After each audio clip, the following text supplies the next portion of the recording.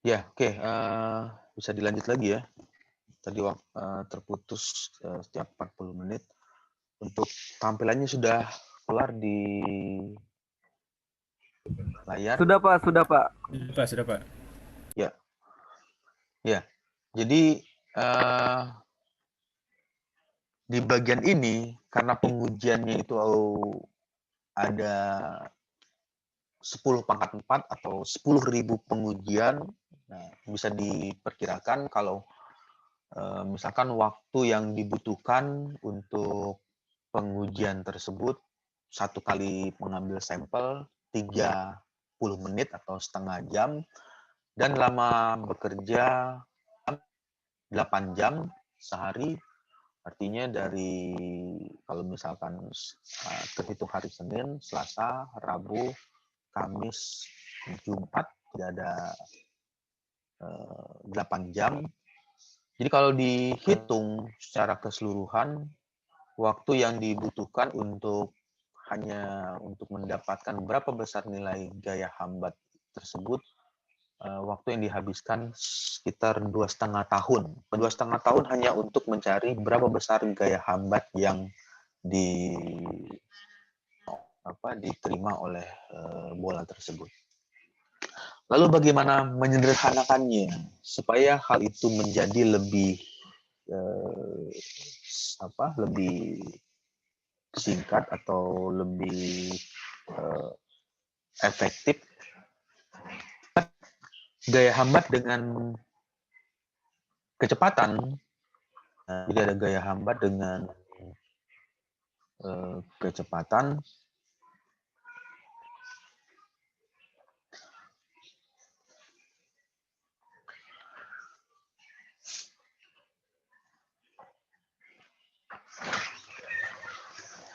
Ini membutuhkan 100 grafik. Jadi gaya hambat dengan versus kecepatan dengan diameter sebagai parameter untuk tiap kombinasi nilai mu, nilai kekentalan, dan nilai rho-nya, density, dibutuhkan 100 grafik. Jadi untuk mengatasi permasalahan tersebut atau kerumitan ini, apa yang harus dilakukan? Nah, yang harus dilakukan adalah dengan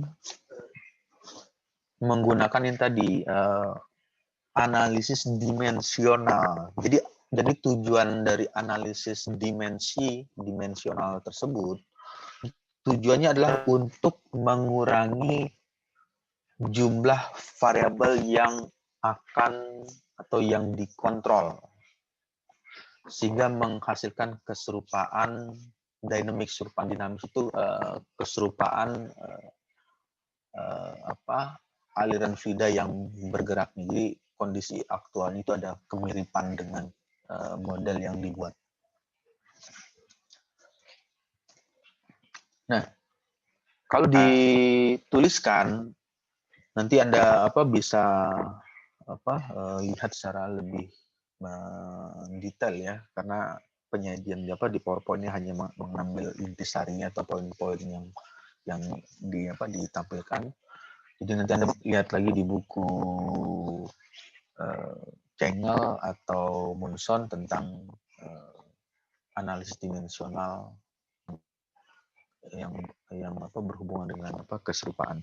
Jadi seluruh data untuk gaya hambat tersebut dapat diplotting secara fungsional dengan dua parameter non dimensi. Jadi ada bilangan non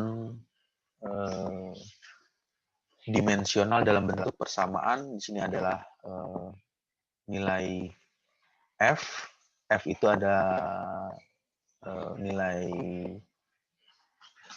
gaya hambat, kemudian ini adalah nilai rho, kemudian nilai V, kecepatan,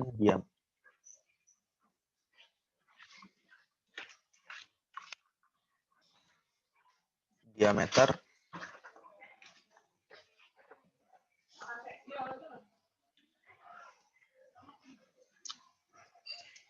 jadi kalau dituliskan, jadi fungsi dari penggunaan bilangan non-dimensional tersebut untuk mengurangi sampel atau pengambilan data yang jumlahnya banyak, 10 pangkat 10.000 pengujian menjadi 10 percobaan saja atau 10 eksperimen saja.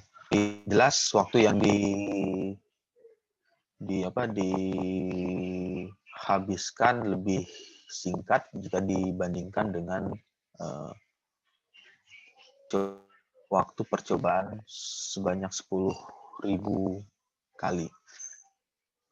Nah, waktu yang dihemat sangat besar dan yang perlu diketahui adalah mencari fluida dengan 10 macam U dan Rho tidak harus menggunakan 10 diameter atau kecepatan. Iya, ada suara yang masuk tadi.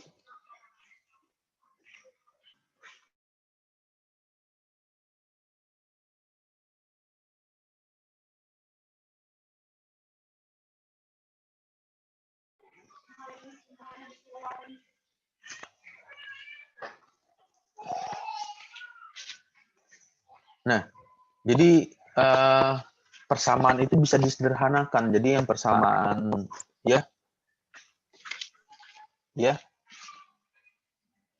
halo, apa? Iya, suaranya ada. Tadi ada yang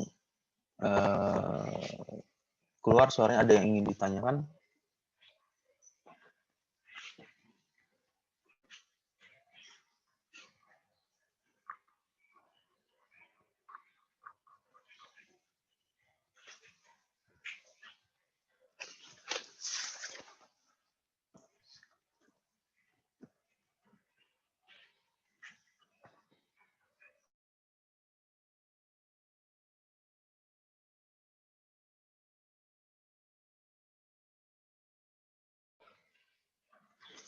Ya, jadi keempat dari parameter ini atau keempat dari variabel ini kan ada diameter D, V, Rho, dan U. Itu bisa disederhanakan. Jadi hanya menggunakan dua variabel saja. Sebagai contoh, misalkan yang divariasikan hanya variasi nilai V dan D, nilai kecepatan dan diameter. Sedangkan nilai Rho dan nilai U-nya itu tidak divariasikan. Nah, lalu bagaimana caranya? Ya, tinggal dihitung. Ini kan adalah hitungan bilangan non-dimensional. Bilangan non-dimensional itu seperti bilangan Reynolds number. Jadi tidak ada satuan, misalkan nilainya didapatkan nilai Reynolds number itu adalah 1000. Misalkan nilai dihitung nilai Reynolds number-nya adalah 1000. Lalu ini bisa divariasikan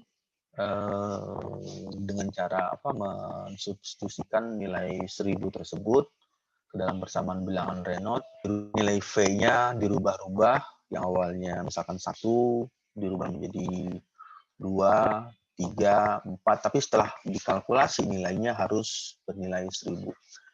Ini yang dimaksud dengan analisis dimensional dan keserupaan dinamik yang menjadikan penghitungan tersebut menjadi lebih menjadi lebih singkat atau menjadi lebih mudah untuk dilakukan.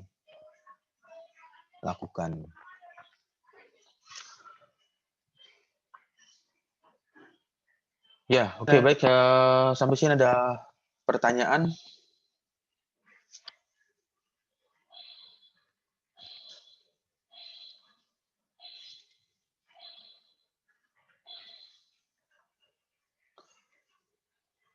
Ada pertanyaan sampai di sini?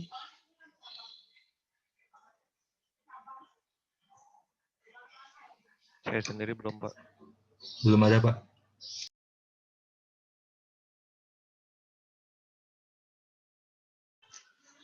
Ya, oke, baik. Jadi intinya atau poin dari analisa dimensional dan keserupaan dinamik itu melakukan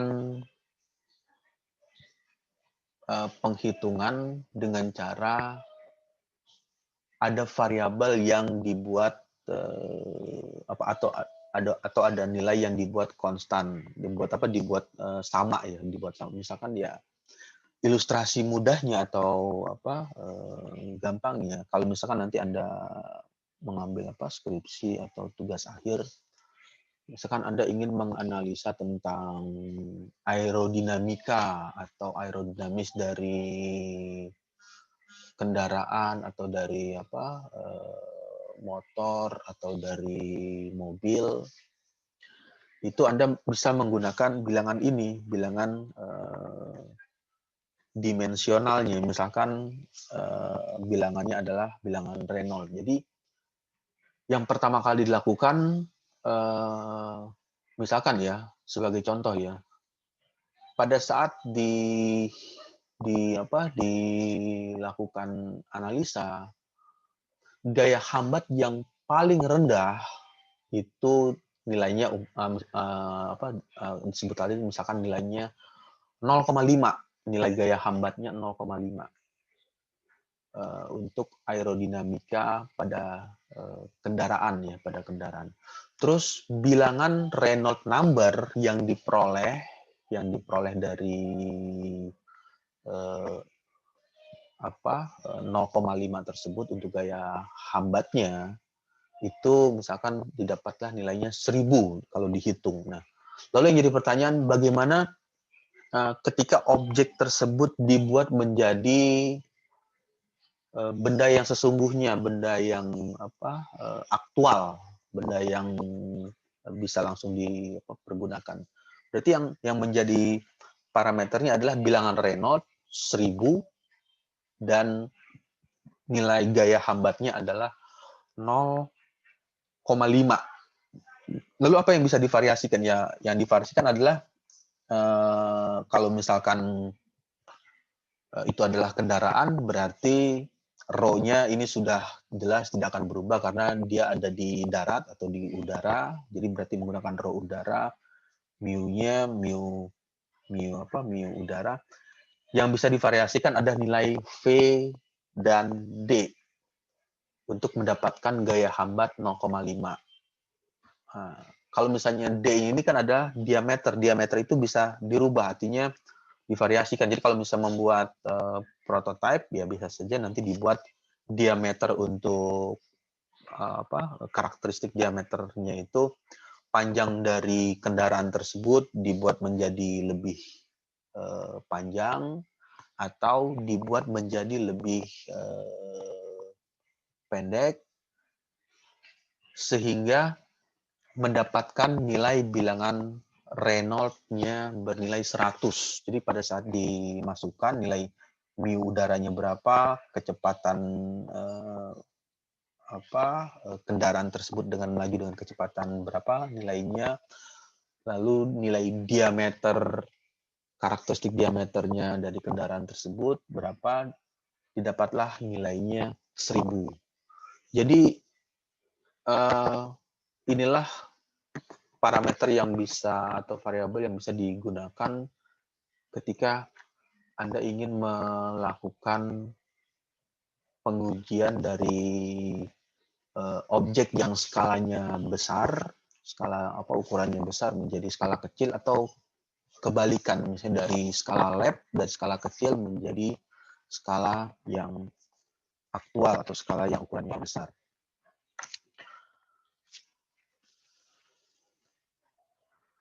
Ada pertanyaan? Ada gambaran ya untuk ilustrasi dari keserupaan dimensional ini?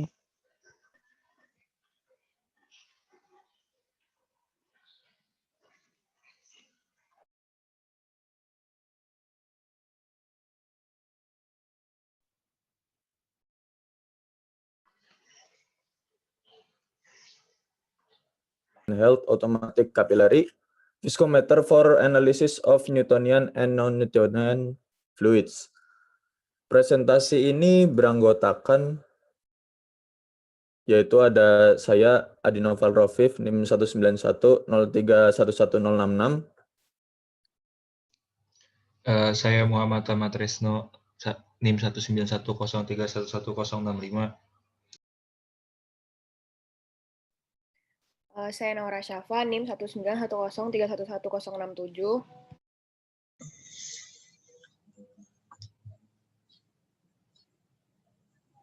Nama saya Sekar Fitri Widodo, NIM 19103111064. Saya Ahmad Lutfi Miftaulisan, NIM 19103111068.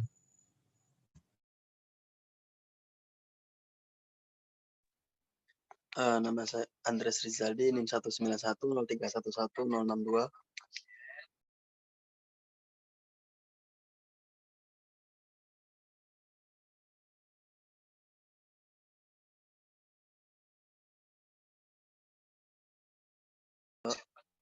Introduction pertama, viskositas adalah ukuran penting untuk pengendalian kualitas di banyak aplikasi bidang industri dan klinis.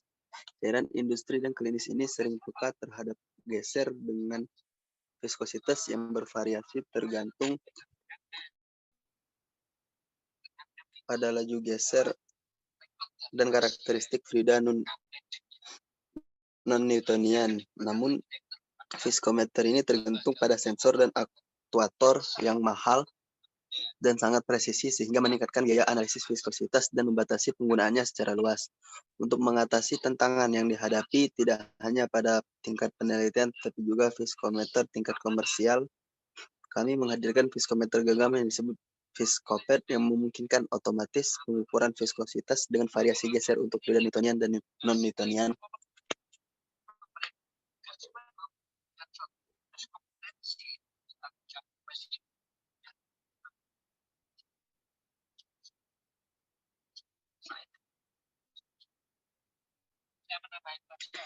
Kemajuan utama viskopet adalah kemudahan fabrikasi dan viskometer dengan merakit pipet style pump, pompa berbatu pipet, inline pressure sensor, potongan tubing sebagai saluran aliran untuk analisis viskositas, open source microcontroller yang dapat diubah-ubah.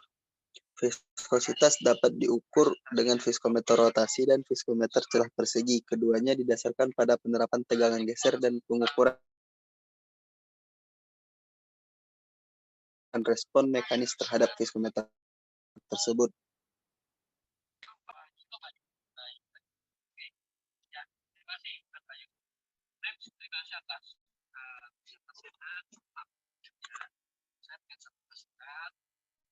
Ya, kemudian dilanjutkan dengan material dan methods. Viskopet fabrication. Viskopet terdiri dari 3 bagian utama, yaitu pompa portable sumber terbuka, ada sensor tekanan inline, dan potongan dari tabung Taigon yang dengan diameter bagian dalam 250 mm sebagai saluran mikrofluida.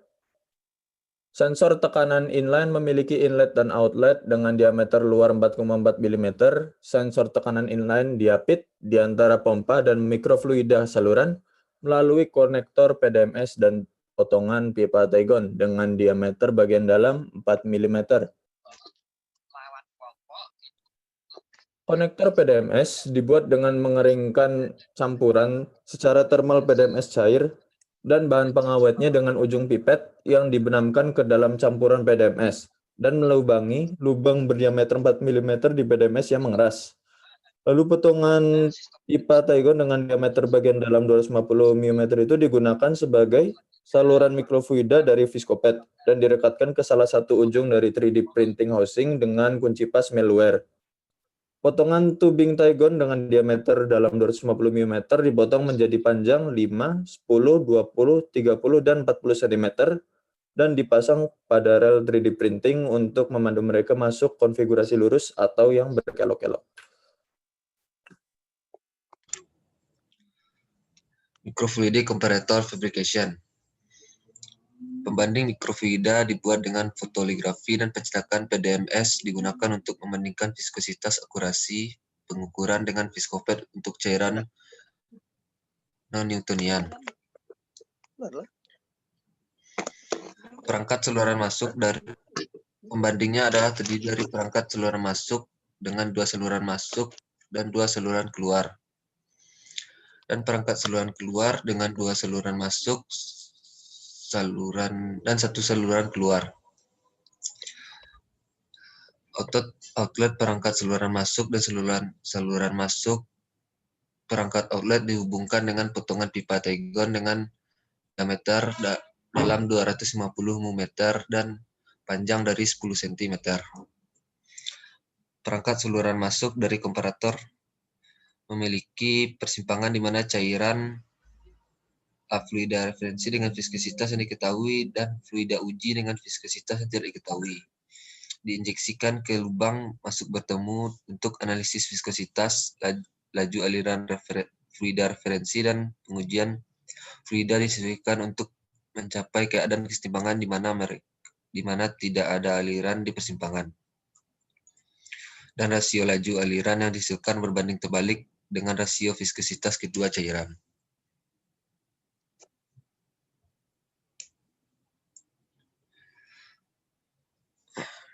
Viskopet kontrol. Viskopet adalah viskometer yang dapat diprogram di mana laju geser atau laju aliran dapat ditentukan mudah dikontrol dengan mengubah frekuensi pulsa. Dalam penelitian ini, frekuensi pulsa ditetapkan dalam kisaran 4,25 Hz hingga 78,22 Hz. Dan laju aliran yang sesuai antara 19,5 mL per menit dan 368,1 mL per menit. Frekuensi pulsa diatur dengan menyesuaikan waktu tunda antara setiap langkah pada kode sumber Arduino yang disediakan di pendukung informasi. Sample preparation. Glycerol diencerkan dengan air diionisasi pada konsentrasi yang berbeda, 4 hingga 7,98 Wt%, sebagai model untuk fluida Newtonian. Santan gam disiapkan pada 0,1 atau 1 Wt barat sebagai model untuk fluida non-Newtonian. Diuji dalam kisaran laju geser 250 S-1 hingga 4000,3 S-1 menggunakan pembanding mikrofluida dan nilai viskositas yang diukur berkisar antara 12,2 cp sampai 4,21 cp. Nilai tekanan diukur menggunakan sensor tekanan inline secara kontinu direkam menggunakan program PMATP GUI dan digunakan untuk menghitung viskositas. Semua percobaan dilakukan pada suhu 23 derajat Celcius.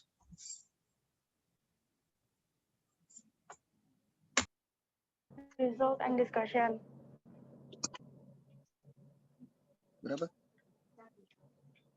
Viskopet principle and characterization. Sebagai viskometer kapiler otomatis, viskopet bergantung pada pembentukan aliran laminar melalui microchannel, pemotongan microtubing potong, dan pengukuran akurat dari penurunan tekanan delta P sepanjang saluran. Viskositas absolut suatu zat cair dapat ditentukan dengan rasio penurunan tekanan terhadap laju aliran volumetrik Q menurut hukum Hagen-Poiseuille. Dengan rumus viskositas sama dengan PR pangkat 4 per 8L dikali delta P per Q. Viskositas adalah mu adalah viskositas, R adalah radius saluran, dan L adalah panjang saluran. Jadi, seberapa akurat dan mudah viskopet menghasilkan laju aliran yang diinginkan dan mengukur nilai tekanan yang sesuai merupakan faktor penting dalam menentukan akurasi, kemudahan pengguna, dan efektivitas biaya.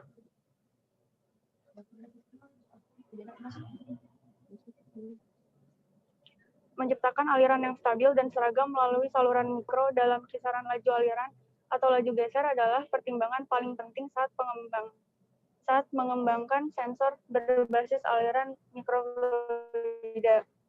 Dalam kebanyakan kasus, bagaimanapun pompa jarum suntik yang mahal dan besar telah digunakan untuk kenyamanan atau kemudahan, yang telah menjadi salah satu hambatan utama untuk komersialisasi sensor. Untuk menghindari tantangan ini, kami mengadopsi model baru dengan mengembangkan pompa portable sumber terbuka sebagai penghasil aliran Viscopet. Pompa portable ini didasarkan pada pengontrolan pendorong pipet perpindahan positif dengan motor stepper.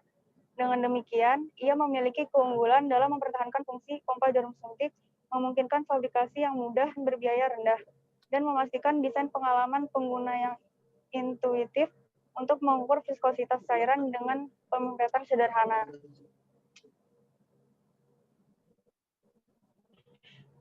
Oke, dapat dengan mudah ditentukan oleh frekuensi pulsa FP yang sebanding dengan kecepatan putar motor stepper dan gerakan samaan Q sama dengan FP dikali DF dikali PR pangkat 2 dikali 60. Dengan DF adalah jarak tempuh flanger pipet per frekuensi pulsa. Lanjut.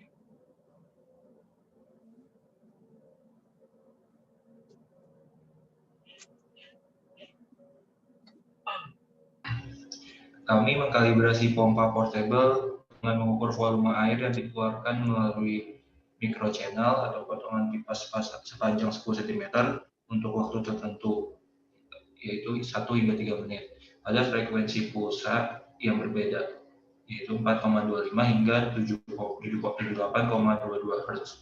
Hasil eksperimental kami untuk KVS FP cocok dengan prediksi teoritis dari persamaan 2.